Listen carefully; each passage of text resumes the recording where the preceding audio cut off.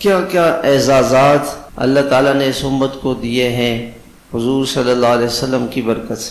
آپ کو اللہ تعالیٰ نے آسمانوں پہ بلایا اور اللہ کا دیدار ہوا، اللہ سے ملاقات ہوئی، تو اس کا جو مزہ، اس کی جو لذت تھی، آپ زبان حال سے آپ کے دل میں یہ چاہت تھی کہ اللہ میری امت کو بھی یہ مزہ عطا فرمائے۔ جب اللہ تعالیٰ نے آپ کو سلام کیا، السلام علیکہ ایھا النبی ورحمۃ اللہ وبرکاتہ، تو آپ جواب میں یوں فرماتے وعلیہ السلام، اللہ آپ کی وعلیہ السلام ورحمۃ اللہ وبرکاتہ، اللہ آپ کا سلام رحمت برکت میں دے۔ آپ نے اپنی امت کا نام بھی لے لیا، السلام علینا وعلی عباد اللہ الصالحین، کہ اے اللہ آپ کا سلام اور یہ رحمتیں میرے اوپر اور قیامت تک کی میری امت میں سے جو نیک لوگ ہیں ان پہ بھی یہ رحمتیں ہوں۔ تو یہ حضور صلی اللہ علیہ وسلم کی رحمتیں ہم سب کو مل رہی ہیں حضور کی برکت سے۔ تو زبان حال سے آپ کے دل میں یہ ہوگا کہ میری امت بھی اللہ کا دیدار کرے، میری امت کی بھی اللہ سے ملاقات ہو۔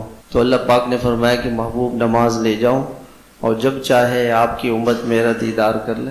جب وہ نماز پڑھیں گے تو حدیث میں آتا ہے فإن اللہ تعالی قبل وجہہ، اللہ تعالیٰ ان کے سامنے آ جائیں، اللہ سے ملاقات ہو جائے۔